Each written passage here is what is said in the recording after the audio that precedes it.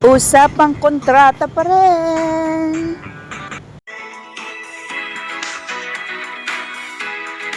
Good morning po sa lahat. Narito pong muli ang inyong Madam Chair para bigyan po kayo ng munting kaalaman sa mga nagtatanong po sa atin. Ito na po ang ating kasagutan. Let's go!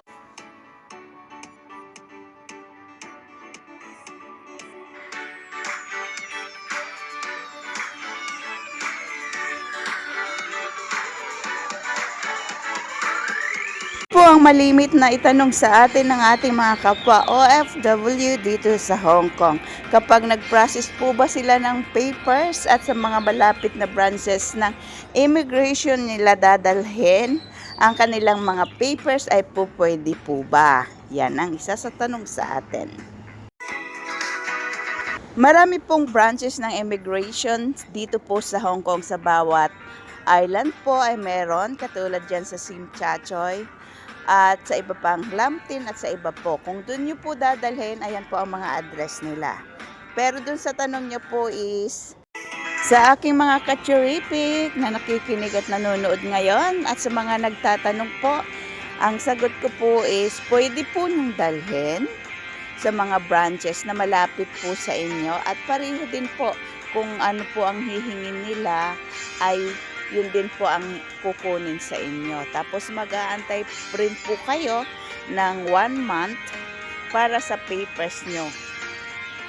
Katulad din po ng proseso, mag-aantay kayo ng 1 month at kung ano yung binigay ninyo, telephone number o Gmail nyo po, doon nyo po nila kayo kukontakin na sasabihin po nila na na-process na po yung papers nyo, kunin nyo sa kanila at pumunta kayo. Bibigyan kayo ng date kung kailan kayo pupunta at saka ng time kung kailan nyo kukunin. At sasabihin din po nila sa inyo kung ano yung mga dadalhin pa ninyo na mga kailangan pag kinuha nyo po yung inyong dokumento. Ito po ang kaibahan niyan kung dyan sa branches na malapit sa inyo, nyo dadalhin. Siyempre, kumbaga easy access para sa inyo. Madali nyong dalhin dahil nga malapit sa inyo, lalo na kung busy kayo. Or doon pa sa main branch na nasa Chung Kwan o nakaano po ngayon. Lalo na kung dito ka sa Hong Kong site or New Territory or somewhere na medyo malayo po sa Chung Kwan o talang hassle sa atin. Pero tuloy.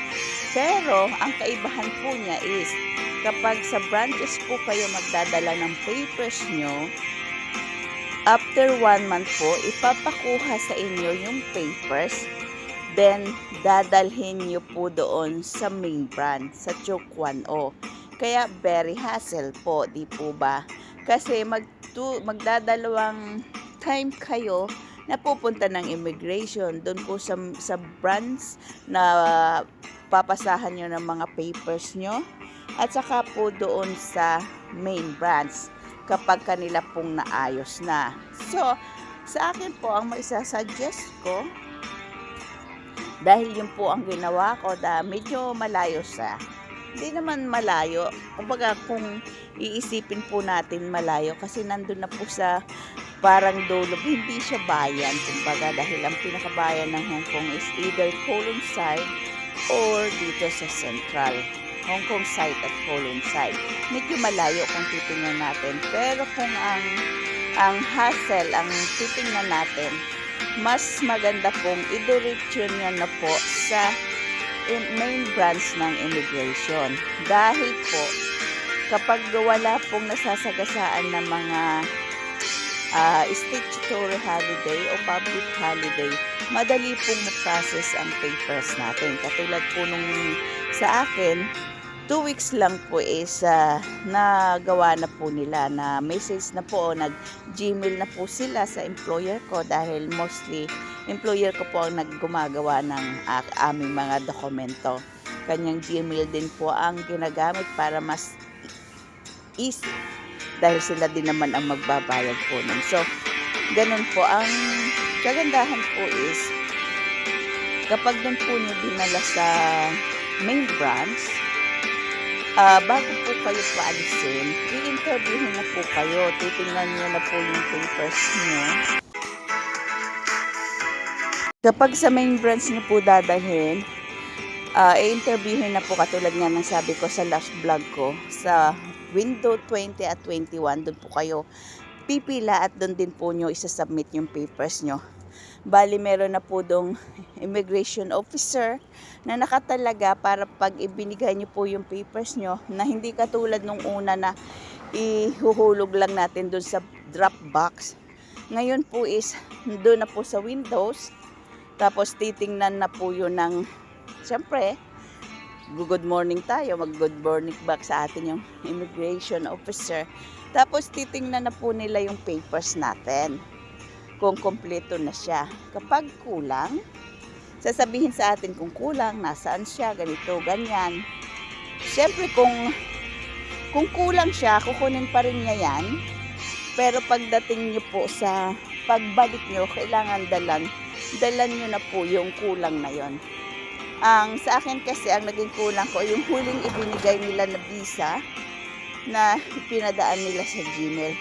Dahil may copy din naman po sila, kaya wala pong naging problema. Hinanap lang po nila sa file ko doon. So yun po, dinagdag nila doon sa papers ko. Yun lang naman po ang tatanungin. And then sasabihin lang po nilang after 4 weeks or 6 weeks, matatanggap nyo yung message nila para kung anong susunod na gagawin. Ganun po. So, kapag nag-submit mo tayo, tingnan po natin ang calendar na wala pong mga statutory holiday o public holiday para mabilis po. Lalo na kung kayo ay aalis o magbabakasyon, mas maganda pong i-process natin ang papers natin without that. At isa pa pong itinatanong palagi ang kontrata is 2 years, di po ba? Kailan ba dapat pwede nang mag-submit ng panibagong kontrata? Ang mostly namin ginagawa is 2 months before mag-end ng kontrata ay nagpa-process na kami. Let's say yung kontrata ko na February siya matatapos, by December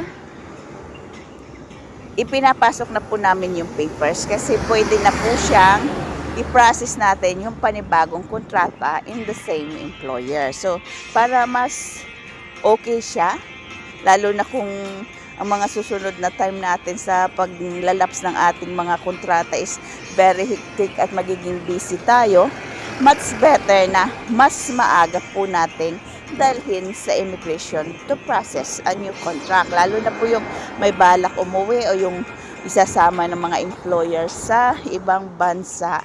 Kailangan pong ang ating kontrata at visa ay at least 6 months before the expiration po. At isa pa rin pong advice ko, sa mga visa natin, kontrata natin, passport natin, kailangang may note kayo na nakikita nyo everyday para hindi po na naglalap siya. Kasi mostly, ang dami pong mga Pilipino na napapauwi at hindi na nabibigyan ng pagkakataon na makapagtrabaho dito dahil nga naglalaps ang kanilang mga visa. Alam naman natin na kapag ang visa ay talagang sumobra kahit yan ay isang araw lang, ay po yan, against the law po yan.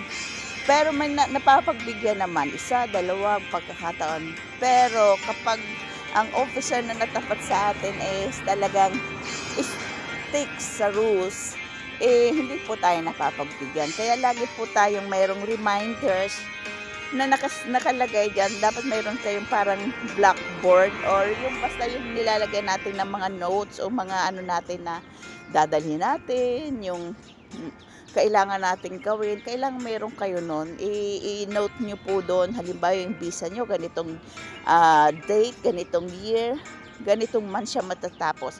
Para po nakikita natin lagi at nare-remind tayo na kailangang atin yun ay gawin. O kaya doon sa inyong mga, kung may notebook kayo ng mga reminders nyo at mga special ano po natin na doon natin sinusulat, dapat po mayroon tayo nun para hindi po natin nakakaligtaan at laging aware tayo sa mga ganong bagay na napaka-importante po sa atin, lalo na sa bilang OFW. That's why I suggest na sa main branch na po kayo mag-process o dalhin yung inyong mga papers para po sa pagre-renew ng kontrata kahit yan ay same employer. Kasi pinakamadali talagang i-process yung the same employer kasi hindi maraming tanong, hindi maraming interviews kapag same employer. Kaysa dun sa change sa employer ka, lahat po talaga yan bubusisiin, titingnan kung pasok sa hinihingi ng mga rules ng immigration na magkaroon ang employer ng employee at ganoon din ang employee kung wala bang malabag o mga case na nagawa dito sa Hong Kong. At sana sa mga nagtatanong sa atin at nagme-message about this matter, ay naliwanagan po kayo at nagkaroon ng kasagutan ang inyong mga katanungan at maging mas easier yung pagpaprocess nyo ng papers, mapapadali po at hindi magiging hassle-free.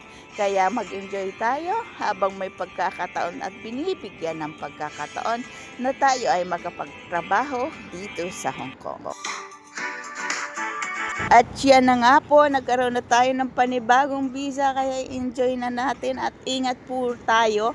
Lagi tayong maging abiding citizen, lalo na po sa mga rules and regulation dito sa Hong Kong. At isang laging disobey natin ay ang pagtawid sa tamang tawiran. Marami na pong mga Pilipino ang namatay at nagkakaso sa ganyang bagay, ay isa po yung demerit sa atin dito sa immigration.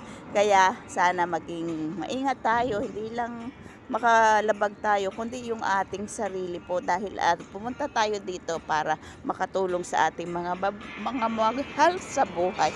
Siyempre tayo lang din ang makakatulong na maingatan ang ating sarili. Kaya sana ay inyo pong naintindihan na unawa. Yan, natapos na po ang ating discussion.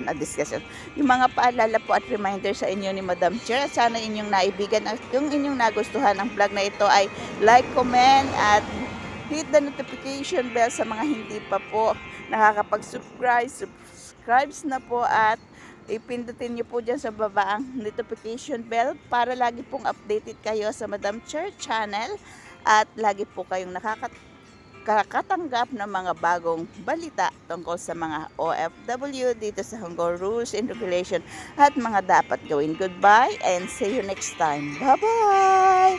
I love you all. Take care and God bless.